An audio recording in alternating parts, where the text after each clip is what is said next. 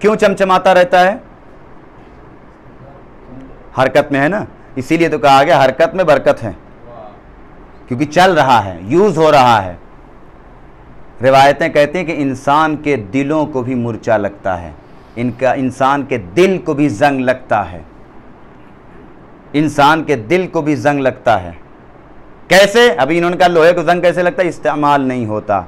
हमारे दिलों को भी जंग लगता है, रिवायतें कहती हैं। तो ये जंग कैसे हटेगा? इस्तेमाल करने से। हम इसका करेक्ट अगर इस्तेमाल तो हो रहा, रोज़ाना पंपिंग हो रही है, कि ये इस्तेमाल नहीं है। सही इस्तेमाल, जिस इस्तेमाल के लिए अल्लाह ने खल्क किया है, आँख को पैदा किया था किस लिए, क्या देखो क्या न देखो, कान को खल्क किया था क्या सुनना है क्या नहीं सुनना है, हाथ दिए थे क्या लेना है क्या नहीं लेना है, अगर इनसे वो काम न लिया गया तो रिवायतें कहती हैं कि दिलों को भी जंग लगता है। एक पोते ने अपने दादा से पूछा, अपनी अपनी फिक्र है, सलवात पढ़ते मोहम्मद आले मोहम्मद पर। दादा ये बताइए, आप लोग के ज़माने में सन 1960 के आसपास 40 के आसपास न मोबाइल था, न व्हाट्सएप था, न फेसबुक था, न यूट्यूब था, न गूगल था, आप लोग कैसे रहते थे? बोर नहीं होते थे आप लोग? कितनी बोरियत लगती रही होगी, बिल्कुल कोई काम नहीं है बिल्कुल। तो दादा ने कहा नहीं, ऐसी कोई बात नहीं है, हमें कोई बोरियत नहीं होती थी।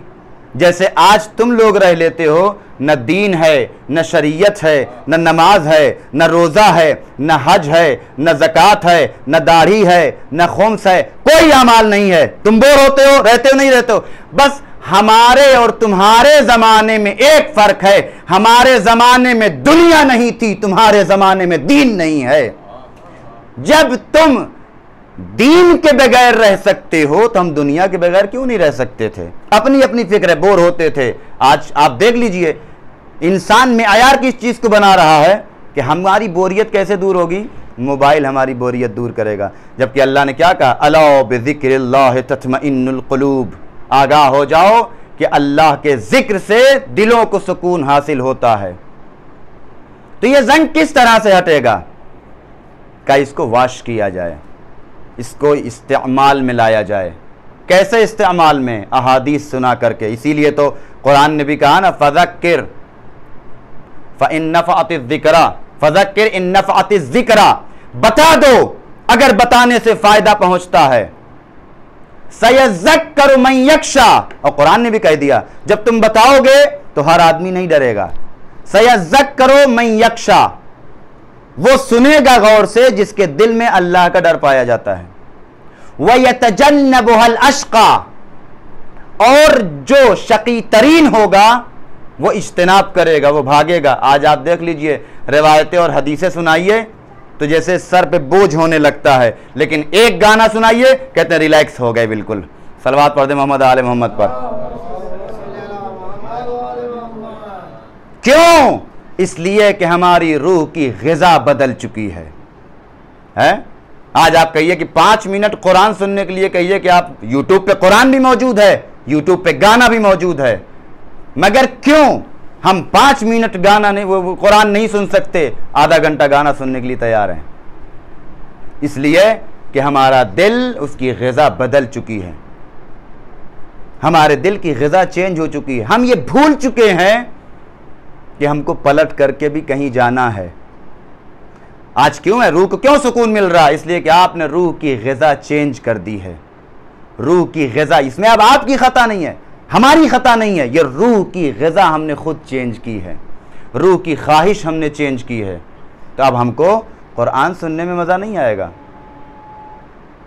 और उसके बाद धीरे धीरे धीरे धीरे धीरे धीरे धीरे, मैंने वो आयत पढ़ी थी ना कि ख़तमल्लाहु अला क़ुलूबिहिम, अल्लाह कहता ठीक है, एक मंजिल वो आती है कि अब दिलों पर मोहर लगा दी जाती है। अब ये सुधरना भी अक्सर होता है। अब की जो है, कल से इंशाअल्लाह सब करेक्ट, बिल्कुल परफेक्ट, कल से नहा धो के गुस्ल उस्ल करके एकदम बढ़िया कपड़ा निकाल के, कल से कुछ गलत काम नहीं, कल ही तौफीक नहीं होगी। नहीं, चलो जुमा बहुत अच्छा दिन है, जुमेरात जुमे से शुरू करेंगे, फिर जुमे की कोई मसरूफियत आ जाएगी, फिर सनीचर से करेंगे। यही करते करते करते करते एक दिन ऐसा आता है कि मौत सामने आकर के खड़ी हो जाती है। ये क्यों होता है? चूँकि हमने इस बात का ऐसे ज़बान से हमारी जारी है कि हम अल्लाह को मानते हैं, सिर्फ हमारी ज़बानों पे जारी है कि हम अल्लाह को पहचानते हैं, लेकिन सही माना में अल्लाह की मारिफत हमारे दिलों में नहीं है। आज आप देखिए, अभी किसी का एक्सीडेंट हो जाए ज़बरदस्त किस्म का, या नुक्कड़ पे इतना ख़तरनाक एक्सीडेंट हुआ कि हॉस्पिटल में गए, बेहोश कोमा में चले गए। अब जैसे ही होश आए तो पहला सवाल क्या करता है पेशेंट? मैं कहाँ हूँ, यही ना। अब उसको ये खबर नहीं कहाँ थे, वो कहाँ आ गए, तो क्या कहा जाता है? आप हॉस्पिटल में हैं, मैं यहाँ हूँ। मैं कहाँ से आया हूँ? दूसरा क्वेश्चन, मतलब कहाँ थे हो, यहाँ कैसे आ गए? ओ आप फला जाओ ओल्ड सिटी जा रहे थे और ऐसे ऐसे। ये दो सवाल करता नहीं करता, पहले ही आदमी होश में जब आता है। और कभी कभी अगर ज़्यादा चोट लग गई तो एक सवाल और बढ़ जाता है, तब लोग और टेंशन में आते हैं। अब तो ये पूछने लगे क्या, जब बहुत गहरी चोट लगती है तो फिर कौन सा सवाल करता है आदमी? मैं कौन हूँ। होता नहीं होता है जब ज़्यादा गहरी, तब घर वाले रोने लगते हैं कि ये तो गए एकदम। आयतुल्लाह मकारिम शिराजी, उन्होंने किताब लिखी है उसूल अक़ायद 50 दर्स। उस पर उन्होंने कहा कि अगर इंसान मुतवज्जो यही 3 सवाल एक बार पूरी ज़िंदगी में अपने आप से कर ले जाए, बहुत सारे मसाइल हल हो जाएंगे। पहला सवाल यही जो एक्सीडेंट के बाद आदमी करता है, इस दुनिया में आए तो पहला सवाल करना चाहिए नहीं करना चाहिए अपने आप से, मैं कौन हूँ? तो आपका जवाब आएगा अंता अब्दुल्लाह, तुम अल्लाह के बंदे हो। कहाँ से आए हो? अल्लाह की तरफ से आए हो। कहाँ जाना है? अल्लाह के यहाँ जाना है। कहा मौलाना ये तो हम बराबर करते हैं, हमारा नाम ही अब्दुल्ला है और हमेशा कहते रहते हैं इन्ना लिल्लाहि व इन्ना इलैहि राजिऊन, इन्ना लिल्लाहि व इन्ना इलैहि राजिऊन, इन्ना लिल्लाहि व इन्ना इलैहि राजिऊन। है नहीं है? हम अल्लाह के लिए, अल्लाह की तरफ पलट के जाना, अल्लाह के यहाँ से अल्लाह की तरफ। हमने कहा कहते हैं या कभी रुक के गौर भी करते हैं? व्हाट्सएप पे किसी की मैयत की खबर आ गई, अब तो अगर 2-4 मरतबा लिख लीजिए तो व्हाट्सएप भी इतना समझदार हो गया है ना, आप खाली लिखिए INNA इन्ना लिल्ला, आगे वो खुद ही दे देगा। लिल्ला लिखा आपने इलैहि खुद ही दे देगा वो, और उसका इलैहि लिखा आपने राजिऊन खुद ही 10-12 मरतबा लिख लीजिए। जैसे ही आपने इन्ना लिखा, कम से कम इसी से समझ जाओ कि व्हाट्सएप हमसे बेहतर है। और अब तो वो भी लिखने की जरूरत नहीं है, अब तो वो इमोजी आ गया है? वो लिखा लिखाया आता है, आपको कुछ नहीं करना, खाली आप कॉपी पेस्ट कर दीजिए इन्ना लिल्लाहि व इन्ना इलैहि राजिऊन। अल्लाह अहले ख़ानदान को सब्र जमील इनायत फरमाए। अजीज़ मन सब्र, कभी उस पर रुकिए कि सब्र जमील उन्हें तो इनायत फरमाए, आपको भी कुछ इनायत फरमाए या न फरमाए? आप भी तो गौर कीजिए आप क्या कह रहे हैं। एक आयत पे आप इंसाफ से बताइए, हमको इस आयत पर रुकना चाहिए या नहीं रुकना चाहिए? इन्ना लिल्लाह व इन्ना इलैहि राजिऊन, हम अल्लाह के लिए हैं। अगर हम वाकई अल्लाह के लिए हैं तो फिर मेरा क्या है? हम तो अल्लाह के लिए हैं ना। फिर जब अल्लाह के लिए हैं तो फिर किस बात का टेंशन? जो मैंने पहली मजलिस में कहा था, आज OCD और डिप्रेशन इसी वजह से तो हो रहा है। हम समझते हैं कि हम बिल्कुल तन्हा हैं। जब हम अल्लाह के लिए हैं तो फिर किस बात की फिक्र है आपको? फिर वो जैसे रख के खुश रहिए। आप बंदे हैं ना उसके, अल्लाह के बंदे, तो बंदा जिस हाल में अल्लाह रखे ठीक है। वह इलैहि राजिऊन, और उसी की तरफ पलट के जाना है। तो फिर यहाँ क्यों इतना परेशान है? 2 रोटी मिल रही खाने के लिए ना, खत्म होगी बात। 2 रोटी है, 1 बोटी है, बिरयानी, खत्म। क्या परेशान है? आपके हराम हलाल इधर का उधर का सब मिक्स किए जा रहे हैं। किस लिए? जब उधर पलट के जाना है। किसी को देखा आपने आज तक? सिकंदर ने तो यही किया ना, कहा जब मैं मर जाऊं तो मेरे दोनों हाथ निकाल देना। बाद में बहुत बड़ा बादशाह था, मेरे दोनों हाथ कफन से बाहर निकाल देना। क्यों? ताकि दुनिया वालों को मैं ये बताऊं कितना बड़ा बादशाह सिकंदर भी जब जा रहा है तो उसके हाथ में कुछ नहीं है। ये मोबाइल में रोजाना करते नहीं करते? अच्छा ये बताइए मोबाइल पैदा किस लिए हुआ था? सलवात पढ़ दे मोहम्मद आले मोहम्मद। ये छोटी छोटी चीजें गौर करने की है या नहीं है? मोबाइल की खिलकत किस लिए हुई थी? 2003-4 के आसपास हमें याद है वो आया 6676-10, मोटा मोटा बिल्कुल। उससे पहले जो है क्या है 1100 एक आता था, 1100 का सेट। वो जो है उसमें सिवाय फ़ोन करने का और कुछ नहीं होता था, एक तो सांप वाला गेम आता था बस, इसके अलावा कुछ नहीं था। मोबाइल की ईजाद किस लिए हुई थी बताइए ज़रा? मोबाइल पैदा किस लिए किया गया था? एक जगह से दूसरी जगह बात पहुंचाने के लिए, यही ना? एक पैगाम दूसरे जगह मुंतकिल करने के लिए मोबाइल की खिलकत इसीलिए तो हुई थी। और उसके बाद धीरे धीरे धीरे धीरे धीरे इसमें फ़ीचर बढ़ने लगे और कुछ दिन के बाद एक से एक गेम उसमें आ गया, पबजी है, फौजी है, पता नहीं क्या क्या दुनिया भर का। उसके बाद यूट्यूब आ गया, फिर फेसबुक है, फिर इंस्टाग्राम है, समझ गए, या फिर व्हाट्सअप है और पता नहीं क्या क्या दुनिया भर का। और अब तो धीरे धीरे धीरे बहुत सारे प्रोग्राम्स बढ़ गए। अब आधे सेब वाला कई ठो आ गया अब तो, है या नहीं है? आप इंसाफ से बताइए, अजीज से मंजरा गौर करें। आज भी आप यूट्यूब पे कोई वीडियो देख रहे हो, इतने में किसी का फ़ोन आ जाए तो क्या होता है? या गूगल से कोई रिज़ल्ट डाउनलोड कर रहे हो, कुछ डाउनलोड कर रहे हो, इतने में किसी की कॉल आ जाए, फ़ौरन आपका काम रुक जाता है, नहीं रुक जाता है? फ़ौरन आपके काम को मोबाइल रोकता है या नहीं रोकता है? आपने एक मरतबा काट दिया फ़ोन, दोबारा फिर आया, फिर आपका काम रुक गया। अब आप कुछ इंपॉर्टेंट काम कर रहे थे, पता चला कि 80% डाउनलोडिंग पहुंच चुकी थी, इतने में फ़ोन आ गया, कट गया। 2 घंटे डाउनलोड कर रहे थे, ख़त्म हो गया। गुस्सा लगेगा नहीं लगेगा? एक मरतबा मोबाइल की तरफ जो है घूर के कहा, इतनी तमीज़ नहीं है तुम्हें, देख रहे हो मैं कुछ काम कर रहा हूँ। अगर मोबाइल के पास ज़बान होती तो शायद कह देता हम तुम्हारी तरह नहीं हैं, हमको अपनी खिलकत याद है, चाहे जितना इंपॉर्टेंट काम करते रहो मैं अपनी खिलकत कभी नहीं भूल सकता। मेरी खिलकत हुई थी बात करने के लिए, मेरी खिलकत हुई थी एक पैगाम को दूसरे जगह मुंतकिल करने के लिए। चाहे जितने फीचर्स बढ़ जाएं, चाहे जितना प्रोग्राम बढ़ जाए, चाहे जितना इंपॉर्टेंट काम करते रहो, जब भी किसी की कॉल आएगी तुम्हारे काम को रोक दूंगा। तो क्या मोबाइल से हमको यह दर्स नहीं लेना चाहिए कि अल्लाह ने हमको किस लिए पैदा किया था? आज हम जो भी काम कर रहे हैं, मगर होता क्या है, जैसे मोबाइल फोन काट देते हैं वैसे अल्लाह की जो अजान भी अवॉइड कर जाते हैं, होती रहती है।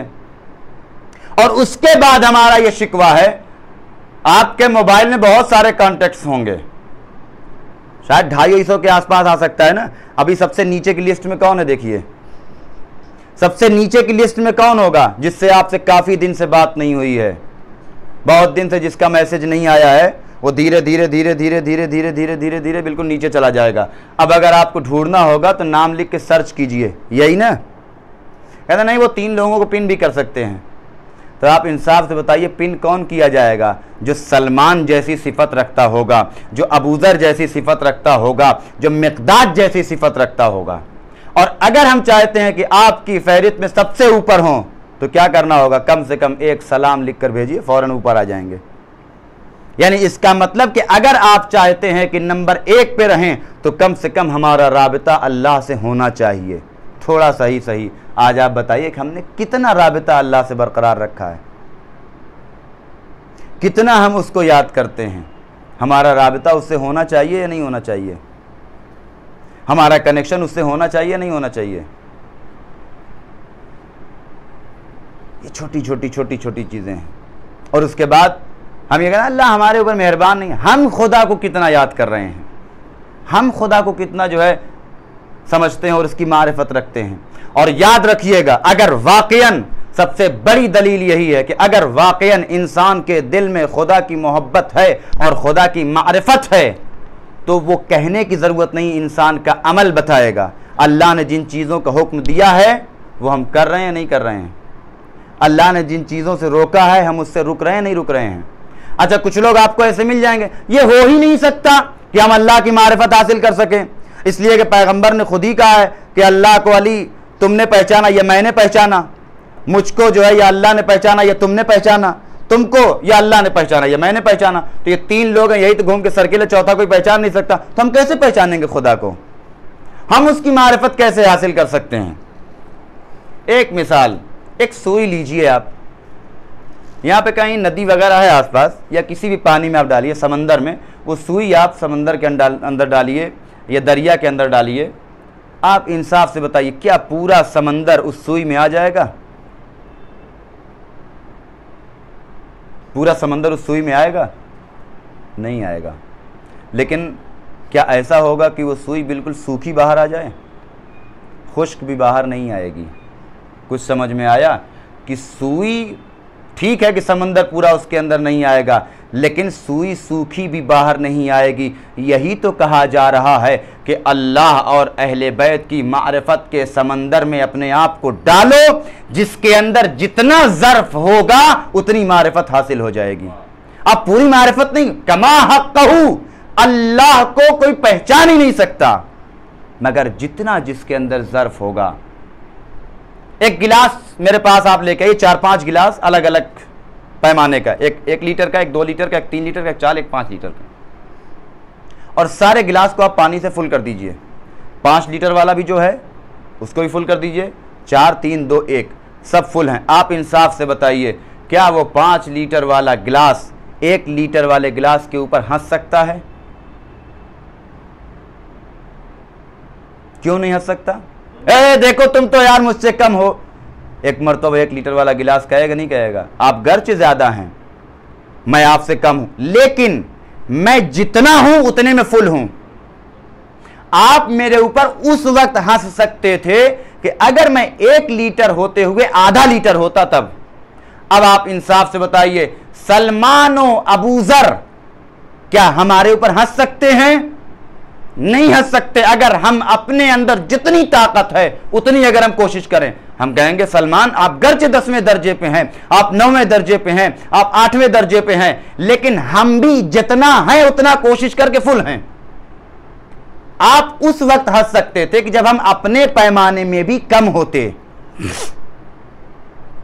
हमारे अंदर जितना ज़र्फ है हम उतना फुल हैं। आप इंसाफ से बताइए, जब वो 1 लीटर वाला गिलास 5 लीटर वाले गिलास के मुकाबले में शर्मिंदा नहीं हो रहा, गर्चे 4 लीटर कम है उससे, मगर क्यों खुश है? मैं अपने मेयार के एतबार से फुल हूं।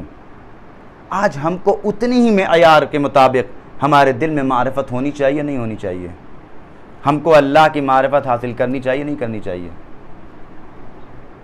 कैसे पहचाने? सलवात पढ़ दे मोहम्मद आले मोहम्मद पर। कमा हक़ में वक्त ही खत्म हो जा रहा है। सलवात पढ़ दे मोहम्मद आले मोहम्मद पर, जब तक तमहीद से बाहर आइए। कैसे पहचानेंगे? बस 2 मिनट आखिरी, और ये सुन लीजिए, इसके बाद इंशाल्लाह नेक्स्ट मजलिस में कैसे पहचानेंगे। देखिए 2 चीज़ है, एक तो अल्लाह की ज़ात है और एक अल्लाह की सिफ़ात है। ज़ात को तो किसी का बाप भी नहीं पहचान सकता।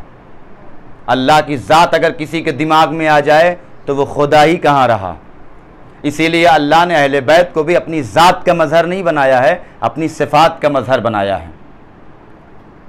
अल्लाह ने ज़ात का मज़हर नहीं बनाया, सिफ़ात का मज़हर बनाया है। मैंने कहा ना, मौलाए कायनात हज़रत अली इब्न अबी तालिब अलैहिस्सलातु वस्सलाम फरमाते हैं, अरफ़्तु रब्बी बिफ़स्ख़िल अज़ाइम, मैंने अपने परवरदिगार को इरादों के टूटने से पहचाना। एक तरीक़ा यह है। कभी कभी आप बहुत सारी चीज़ों का इरादा करते हैं लेकिन आप वो नहीं कर पाते हैं।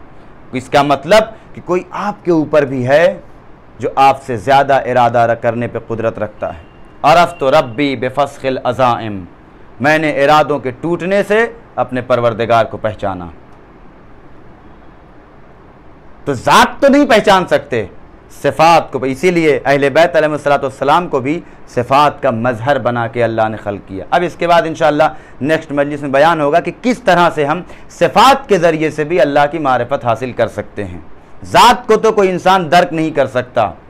और यकीन जानिए, अगर वाकई तौर पे इंसान के दिल में अल्लाह की मारिफत, आगा एक जुमला याद रखिएगा, पैगम्बर फरमाते हैं कि अगर कोई इंसान क़यामत पर ढंग से यकीन हो जाए, उसका ना बरज़ख पे ढंग से यकीन हो जाए, एक मरतबा तन्हा बैठ के इसको आप एक मरतबा तजर्बा कीजिएगा जा करके, कभी आप इसको जो है ख़ुद अपने आप में, अगर इंसान को बरज़ख पे यकीन हो जाए ना तो चेहरे से हंसी गायब हो जाएगी, चेहरे से मुस्कुराहट गायब हो जाएगी, हंसी ख़त्म हो जाएगी उस इंसान की। जब एक मरतबा ये तसव्वुर किया जाएगा कि हमको उसकी बारगाह में खड़े होना है और वो सारे अज़ाब जो गुनाह के लिए लिखे गए हैं वो हमको एक न एक दिन बर्दाश्त करना है, फिर कहने की ज़रूरत नहीं पड़ेगी ऐसे इंसान को कि आप रोज़ा रखिए, आप नमाज़ पढ़िए, आप हज कीजिए, आप दाढ़ी रखिए। वो खुद करेंगे सारे अमाल।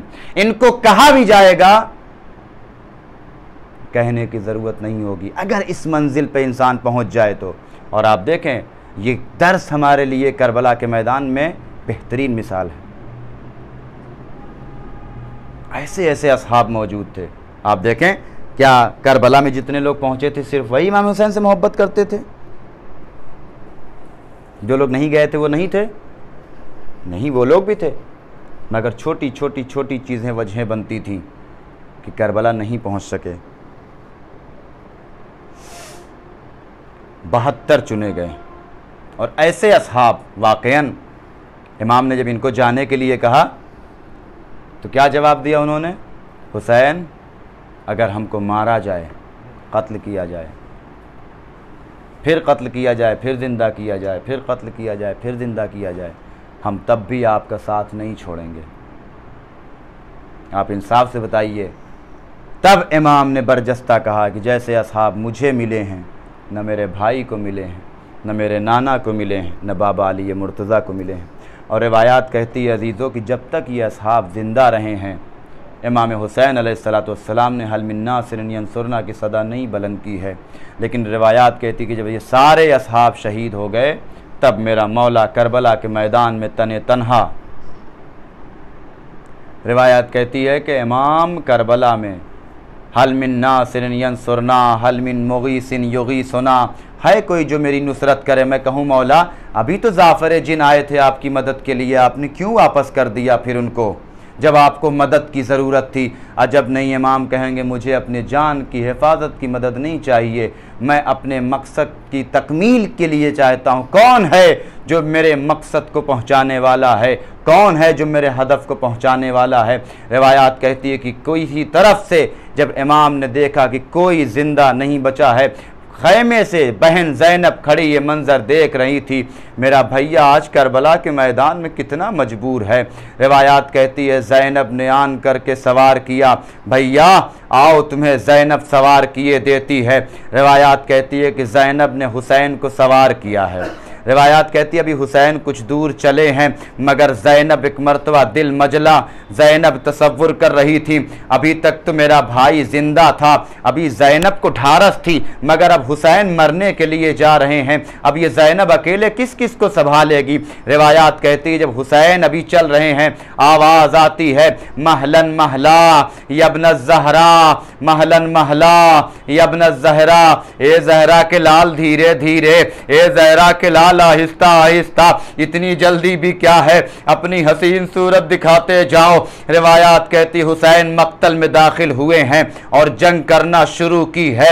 रिवायात कहती ऐसी जंग की है कि जैसे बाबा अली मुर्तज़ा किया करते थे, वो जंग की है कि फौजें कूफा और शाम की दीवारों से टकरा रही थी, अल हफीज़ अल अमान की सदाएं बुलंद हो रही हैं। रिवायात कहती है हुसैन जंग करते जा रहे हैं, कहाँ भाग के जा रहे हो? तुमने मेरे अली अकबर को मारा है, तुमने मेरे कासिम को मारा है, तुमने मेरे अब्बास को मारा है, तुमने मेरे औन मोहम्मद को मारा है। रिवायात कहती हुसैन जंग करते जा रहे हैं, आवाज आती है या अय्यतुहन नफ्सुल मुतमइन्ना इरजई इला रब्बिके राज़ियतम मर्ज़िया, ऐ नफ्स मुतमइन्ना के मालिक पलट आ कि तेरा रब तुझसे राजी हो गया। रिवायात कहती हुसैन ने जैसे ही तलवार को न्याम में रखा, आप तसव्वुर करें जब हुसैन जंग कर रहे थे, सारी फौजें भाग रही थी, सारी फौजों में कोहराम बरपा था। जरा तसव्वुर करें, आंखों को बंद करके करबला में आए और जरा तसव्वुर करें कि वो फौजें जब उन्होंने देखा होगा अब हुसैन के हाथ में तलवार नहीं है, अब हुसैन तलवार को न्याम में रख चुके हैं, अब हुसैन के पास कुछ नहीं है। जरा तसव्वुर करें, बाज रिवायतें 9 लाख लिखती हैं, कोई 30,000 कहता है, कोई 10,000 कहता है। 10,000 भी अगर मांगे तो एक हुसैन गरीब तने तन्हा करबला के मैदान में 10,000 का लश्कर है। रिवायतें कहती है चारों तरफ से हुसैन को घेर लिया, कोई नेजा मारता था, कोई तलवारें मारता था। रिवायत कहती जिसके पास कुछ न था वो झोलियों में पत्थर भर के लाए थे। यही वजह थी कि बीबी ज़हरा ने मरसिया पढ़ा, मेरे लाल मैं कहां कहां तेरा तीर निकालूं, मेरे लाल तेरा कोई बदन में हिस्सा बाकी नहीं है जहां पे तीर लगा न हो। यही वजह है कि अल्लामा इरफान हैदर आबिदी कहते हैं कि हुसैन जब घोड़े से गिरे हैं तो हुसैन का जनाजा जमीन पे नहीं गिरा है, हुसैन के बदन पे इतने तीर लगे थे कि हुसैन का बदन तीरों पे मुअल्लक था। मैं कितने तीर निकालूं कि तुमको चैन मिले, रिवायात कहती है जब हुसैन घोड़े से गिरे हैं, शिमर मलऊन खंजर को कुंद करता हुआ हुसैन की तरफ बढ़ा है। रिवायात कहती है जब जानवरों को भी ज़िब किया जाता है, सामने से ज़िब किया जाता है, पानी पिला लिया जाता है, एक जानवर के सामने दूसरे जानवर को ज़िब की नहीं किया जाता। मगर हाय हुसैन की गुर्बत, करबला में एक भी शर्त की रियायत न की गई। टीले ज़ैनबिया से ज़ैनब ये मंजर देख रही थी, फरियाद कर रही थी, शिमार मेरा भैया प्यासा है। शिमर मलऊन ने हुसैन के गले पे खंजर चलाना शुरू किया। मैं पेश नहीं कर सकता कितनी तकलीफ हुई होगी। रिवायात कहती है कि हुसैन के सरोतन में जुदाई हुई, सर को काट के नोके नेज़ा पे बुलंद किया गया, सूरज को गहन लगा, फुरात का पानी नेज़ो उछला। ज़ैनब तड़प के आती है, ए बेटा सैयदे सज्जाद जरा आलम का आलम तो देखो, ए पुपी अम्मा जरा खैमे का पर्दा हटाइए। सैयदे सज्जाद ने क्या देखा, बाप का सर है नोके नेज़ा। अला लअनतुल्लाहि अलल कौमिज़ ज़ालिमीन।